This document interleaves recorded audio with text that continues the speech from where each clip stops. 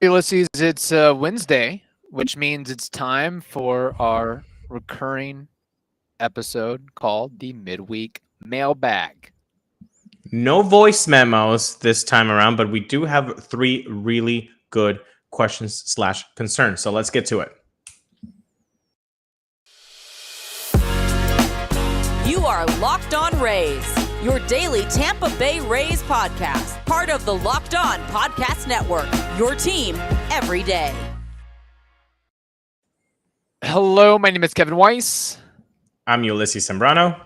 And we're the host of the Locked On Rays podcast, part of the Locked On Podcast Network. Thank you for making Locked On Rays your very first listen every day. And remember, Locked On Rays is free and available on all platforms, including YouTube at Locked On Rays. Be sure to follow us on Twitter and Instagram at Locked On Rays, and you can email us anytime, lockedonrays@gmail.com.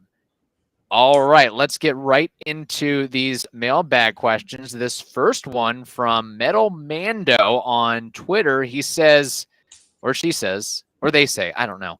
Metal Mando says, do you think the Rays analytics are doing them in this year? I do believe that Kevin Cash isn't calling the shots here. There's a person making these calls behind the scenes, and his name is ... question mark. Well, in back-to-back episodes, the name Jonathan Ehrlichman is going to be highlighted, I guess, on this show. He is the process and analytics coach that you see there in the dugout every game. Metal Mando, I don't think the analytics are doing them in.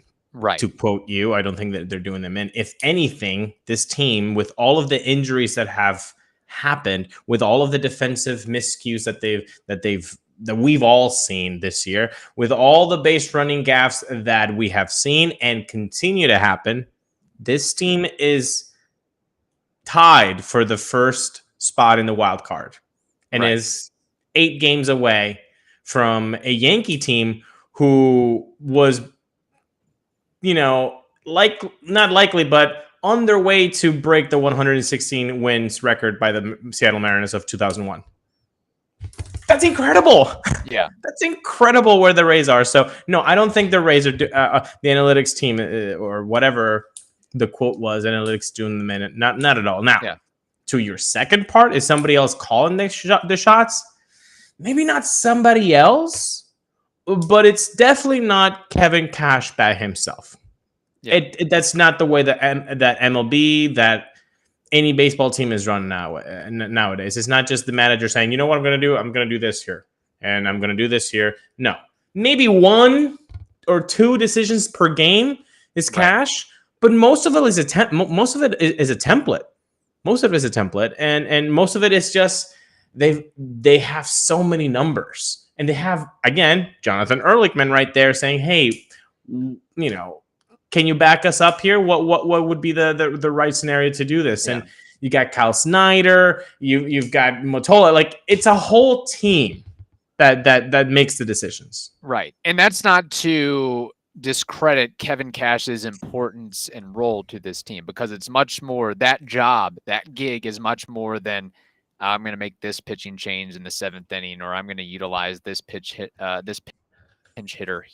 Just the day-to-day of being a manager and team is motivated, excited, and gets the very best out of themselves, and not letting a bad apple or two, just being able to keep the ship running for over 6 months is very, very important for sure. As far as the Rays analytics doing them in, I agree. I think really, to me, I see 4 factors. I see, and again, the Rays are in a really good spot despite everything that they've dealt with.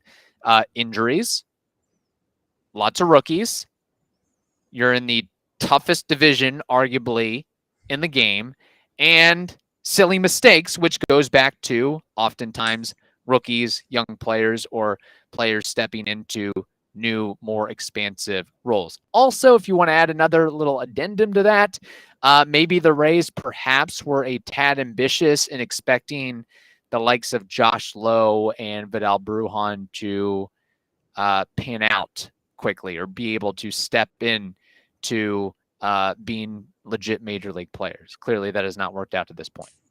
Yeah, no, and I think we could put Taylor Walls in there. Nothing to do with the defense. The defense placement for Taylor Walls, the glove place, the arm place, just the bat hasn't really been awake 2022. It has been awake somewhat in the last 2 weeks or so. That has to be said. I think one thing I did find out about Taylor Walls, which I am going to share with you all here, is Taylor Walls opposite Willy Adames?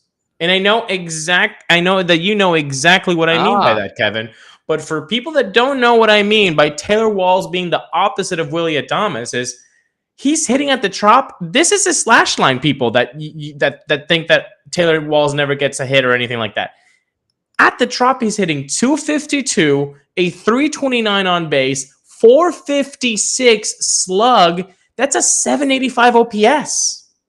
The dude rakes at the most beautiful warehouse where MLB games are played.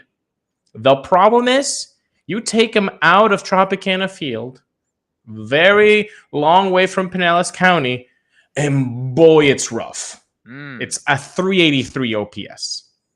That is really interesting. Night and day for Taylor Walls. So when you're at the Trop and Taylor Walls is in the lineup, good things are going to happen. If you're in your couch, good things are going to happen when Taylor Walls is hitting at the Trop. But he's kind of opposite Willy Adames. Wow. Yeah, and maybe some of that is the fact that he really needs a ballpark that he can get a lot of reps in and get familiar with the backdrop in the scene. And who knows, maybe he's just not traveling, and cross-country trips has some sort of effect on his body where he can't get into a rhythm. I mean, some guys, everybody's a little bit different in how they work and how they go, but usually it's the opposite problem. Guys can't hit at the Trop, right? And that's, but so we'll see if that's a continuing trend. I think when I was at the game on Friday, I don't know what his line was, but he had a deep drive to the alley that I think was caught by Michael A. Taylor. It was like, man, all right, Taylor Walls, putting a good look on a ball, but no, but I'm glad you brought that up about Walls for sure. So no, I don't think the analytics are doing the Rays in, and sure, Kevin Cash isn't calling all the shots. He's maybe calling a couple again, but it is a collective effort. As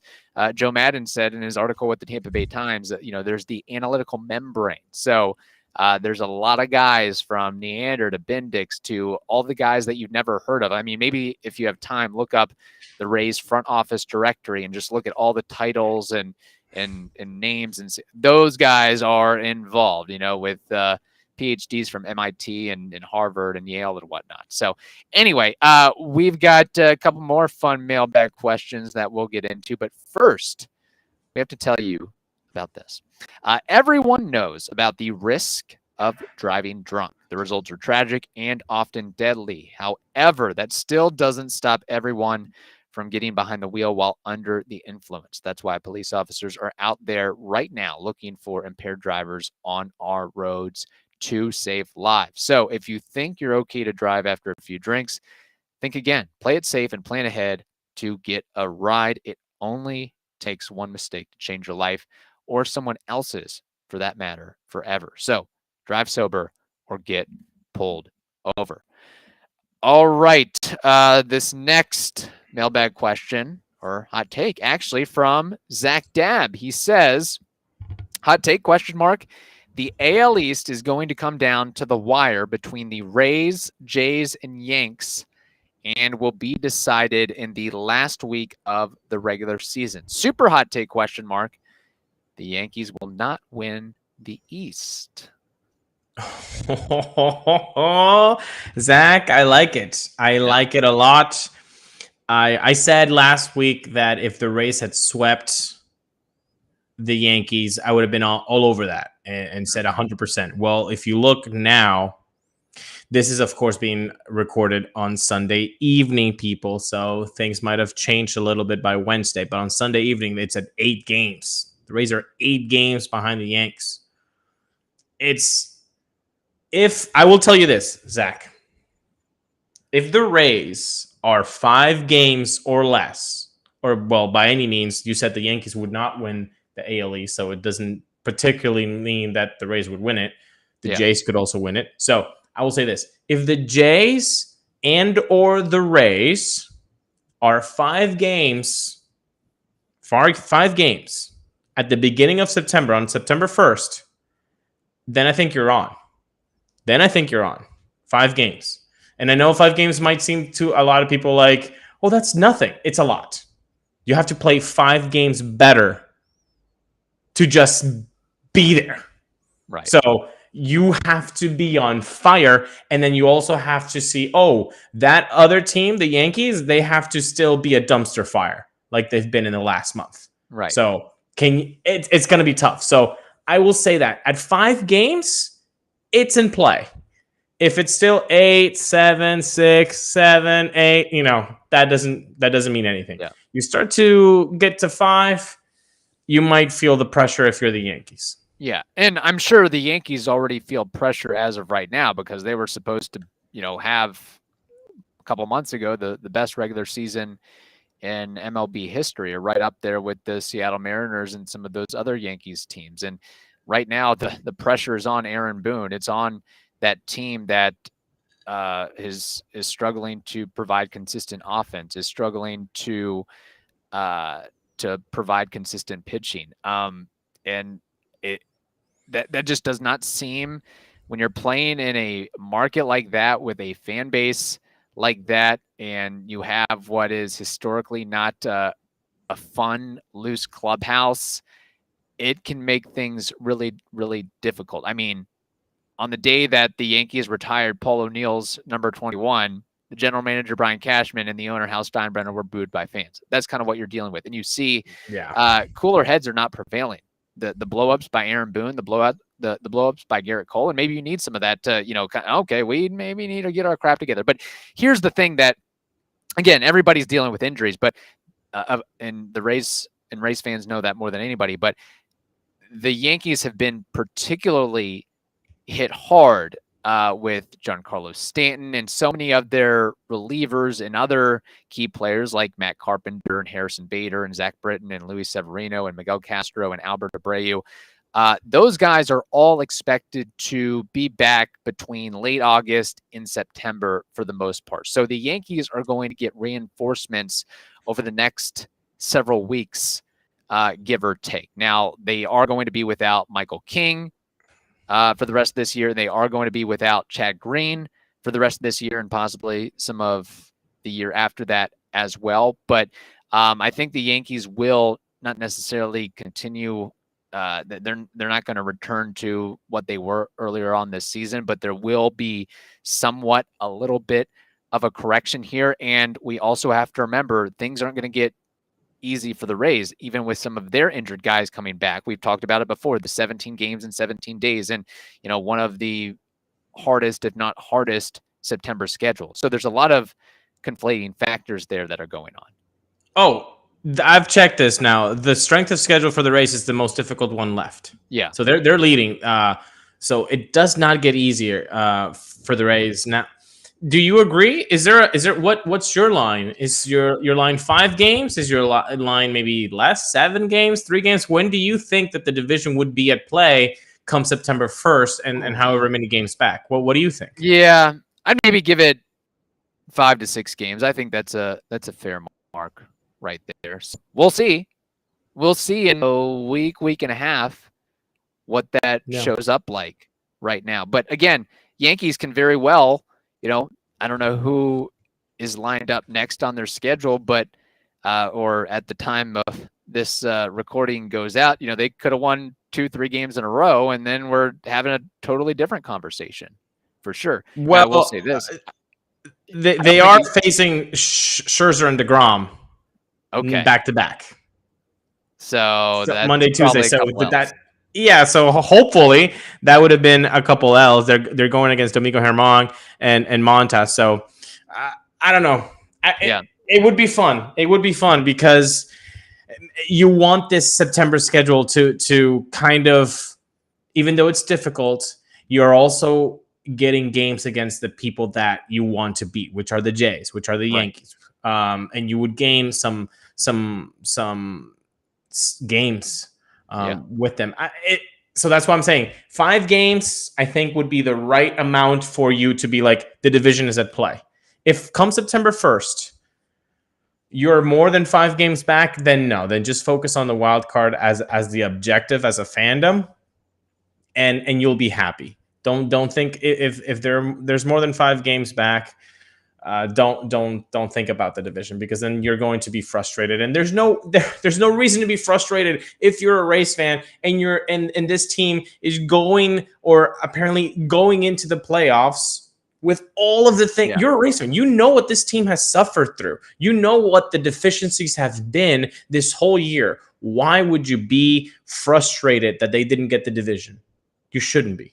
You should be gloating that our team is so good that with this going wrong and this and this and this, and having a complete pitching staff in the IL, and our best player, Wander Franco, missing most of the season, and Manny Margot and Harold Ramirez, and the defensive mistakes, and rookies not performing as we thought, all of those things, and the Rays could still be in the divisional play come September. That's incredible. And the fact that, again, as of this recording, every team in the East has at least 60 wins. The Unreal. Red Sox, Baltimore. Yeah, who would have thought Baltimore would be as good as they've been this season? That might be something that Zach Dabb has to put up on BetOnline. If he's really bold about this, put literally your money where your mouth is. And, I'm sure there's some sort of wager or opportunity there where you can pick a team other than the Yankees to win the division on BetOnline. Yes, there would be. And Zach Dabb, I would tell you that betonline.net is the fastest and easiest way to check in on all your betting needs. Find all your favorite sports and events at the #1 online source for odds, lines, and games. Find reviews and news of every league, including MLB, NFL, where's Tom Brady, NBA, NHL, combat sports, esports, and even golf. BetOnline continues to be the top online resource for all your sports wagering information. From live in-game betting, scores, podcasts, they have you covered. So today, go to BetOnline today, or use your mobile device to learn more about the action happening. Guess what? Today. BetOnline, where the game starts. All right, this last question from Brendan, who I went to the game with at the Trop this past Friday, and he is a noted Royals fan, and he's all in on the Royals rebuild, and he has flat out asked, when are the Rays going to trade for Salvador Perez? Well, Brandon, thank you so much for the question. This is a good one, man. I think we might have talked about, if you're an OG listener, you still might not remember this, but we did have an episode in 2019 saying what are good catching options for the Rays. And Salvador Perez was one of them. I believe we talked about Francisco Cervelli at a point. We were also talking about Willian Astudillo. There were a couple of other names as well. But Salvi Perez was, for me, the target. And then when he signed a 4-year, $80 million contract or $82 million contract, I was like, oh, yeah, okay. The Rays were never at play for that. Now, if for next year, the Rays had a situation where they had a Mike Zunino of 2020, and by that, I mean a guy who is incredible behind the dish, but not really good with the stick, I think this would be a no-brainer, and I would say, hell yeah, go get yourself some Salvi, and then now your catching position has it all. It would be perfect. And on days where Mike Zunino needs to be a starter, now you have Salvi in the DH position. Like, that would be perfect. The problem is that the Rays don't have that right now. The Rays don't have a Mike Zunino. They have a Francisco Mejia who has been improving behind the dish. who has way better of a bat than Mike Zunino. So that's the issue.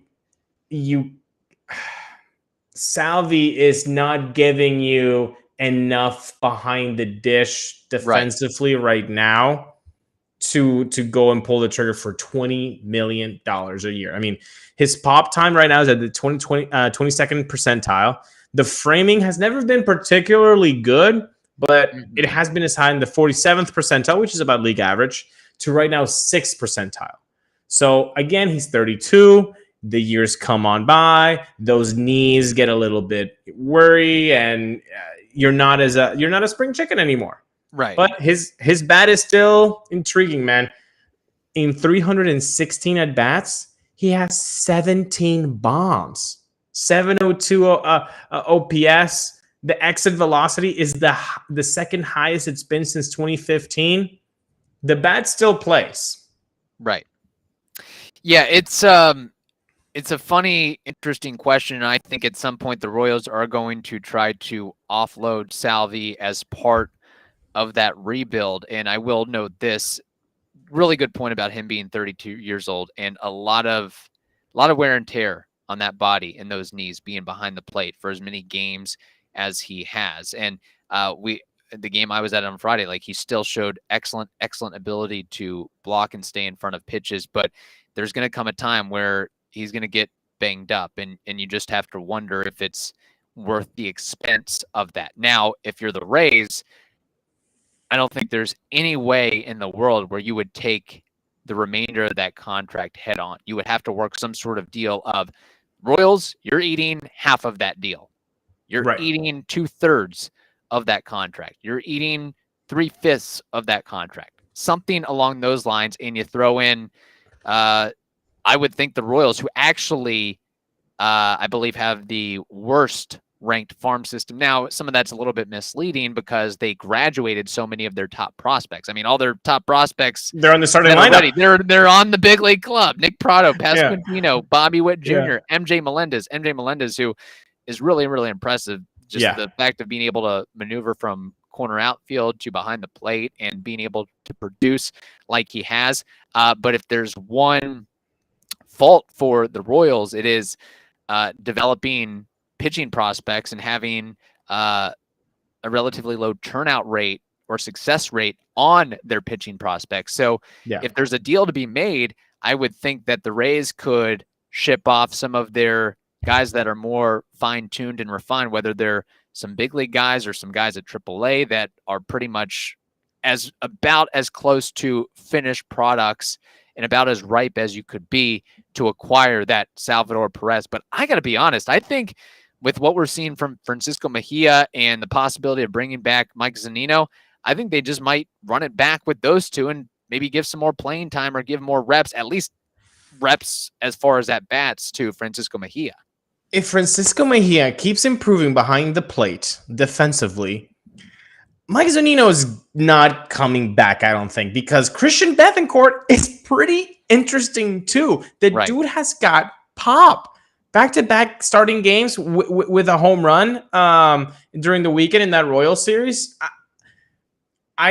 This is going to be an off-season topic. Will Zunino come back and all that? But behind the dish, if Mejia keeps improving, I don't see why you don't make him your A1 guy. And that's exactly what you hope for a Rays fan. Like, you need to see some more improvement behind the dish. But, the Salvi thing is very intriguing. Like, honestly, it would have been a really good get in 2019. Right. Tremendous get. But, again, 32 years old. He's owed still $60 million, 62, I guess, because you have to include the $2 million buyout. Mm-hmm. His contract would end when he's 35. So he still has 3 more years, 2023, 2024, and 2025. So 60 plus mil for one guy. So that's 20 mil per season. That's tough for the Rays, but it'd be intriguing if you say, okay, we'll give you a couple Yarbroughs, maybe a Seymour, Ian Seymour. Yeah, that would be intriguing for them, but they would have to eat a lot of that money. But so far, I don't think that's going to happen. But I would have really enjoyed Salvi. I mean, he's a 5-time Gold Glove winner. I know people don't care about that stuff, but that's hierarchy, man. And been there, done that. World Series champ, World Series. I'm sorry, not World Series MVP, but I think ALCS MVP. No, World Series MVP, World Series champ, 5-time Gold Glove, 7-time All-Star, 4-time Silver Slugger. And let's not forget what he did in 2021 with the 48 homers and 121 RBIs as well. Again, 17 bombs, Kevin. 17 bombs in 316 at-bats. It's still placed. What do you think would be more likely? The Rays trading for Salvador Perez or Sean Murphy? If they're looking Sean for Murphy. Okay. The age. The age is a big one. And the money, of course. Yeah. Yeah.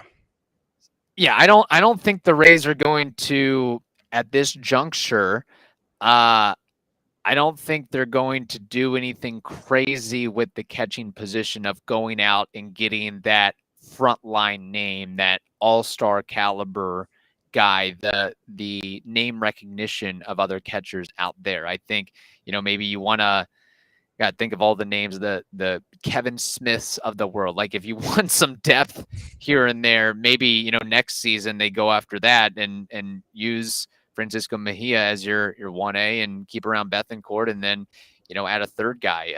I would think that they'd want to try to bring Zunino back if the price is right, but I don't think we should get our hopes up for Salvador Perez. But I wouldn't be surprised, I suppose, if the Royals try to work out a deal if they really want to go all for broke with this rebuild, because the fact of the matter is I don't know if you're winning anything as long as for the remainder of Salvador Perez's contract. This could be like an Orioles situation. Might not take quite as long, but you definitely need more in the pipeline to put on a competent winning ball club. I like some of the pieces that they have, but you need more.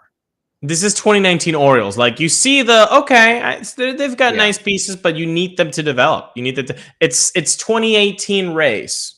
Right. Like it's a fun college team, except the 2018 Rays like exceeded expectations by everyone's means because they had 90 wins under their belt.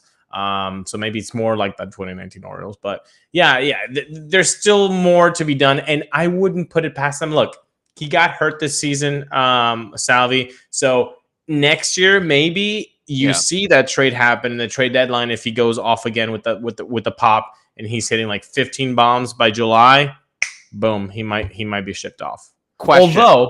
Although wait, hold up. I think he's a 10-5 guy. So that means that he does have some trade clause in his contract. So he might be able to say no to a trade. And, he is, Kansas City Royals lore. So they do respect where he wants to be or not. So I mean, he certainly earned that right for sure. Yeah, exactly. Say the Royals come to the Rays and say, we'll eat 80% of Salvador Perez's contract. Wow. But we so want nice. Yeah. Well, wait for this. We want in return Taj Bradley straight up. We'll give you Salvador Perez, eat 80% of his contract, but we really need pitching and we want Taj Bradley. So you would have 3 years for $12 million of Salvi for Taj Bradley. Oof, that's rough, man. That's rough. Again, this is the prospect hugging that's making me doubt, because the non-prospect hugger would say, take that deal. Right. Take that deal. But the prospect hugger in me, which we all have, because as Rays fans, we all have a prospect hugger identity and personality in our DNA. And that's what's making me doubt, because, Taj Bradley could be the next Shane McClanahan. He could be the next Drew Rasmussen / Shane Boss. He could be, but he also could be Jake Faria. That's very true. And who knows? It could be Mason Montgomery could wind up being a better pitcher than Taj Bradley. JJ Goss or Sandy Gaston could be.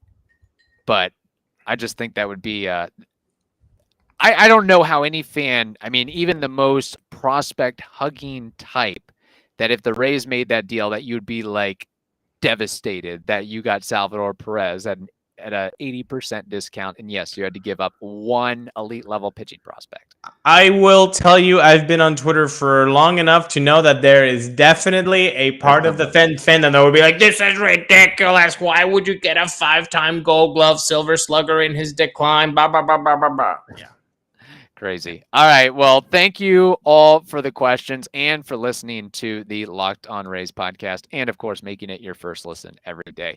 Now make your second listen the Locked On MLB podcast with Sully. That is also free and available on all platforms. Hope you all have a wonderful day. Stay safe, and we will talk to you on Thursday.